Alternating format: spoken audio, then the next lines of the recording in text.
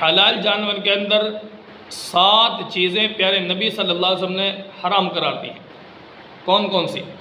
Number 1، بہتا ہوا خون۔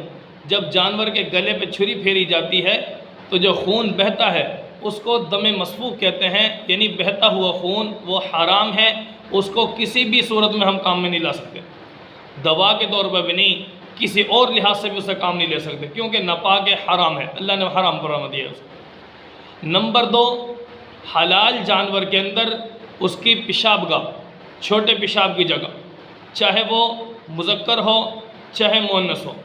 اسی طرح نمبر 3، بڑی پیشاب گاہ، حلال جانور کی بڑی پیشاب گاہ۔ اور نمبر 4، مثانہ، جس میں پیشاب جمع ہوتا ہے، پیشاب کی تھیلی۔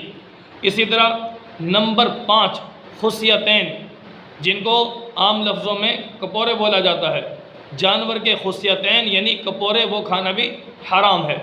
اور اسی طرح غدود، سخت گوشت، کوئی گلٹی وغیرہ کوئی ایسا معاملہ بن جائے، کوئی خراب ہو جاتا ہے اندر گوشت، تو ایسا کھانا بھی حرام ہے، جائز نہیں ہے۔ اسی طرح کیا فرمائے، پتا، قصائی حضرات ان چیزوں کو نکال دیتے ہیں، بعض ایسے لوگ ہیں جو ان چیزوں میں فرق نہیں کرتے، سمجھ آ رہی نا؟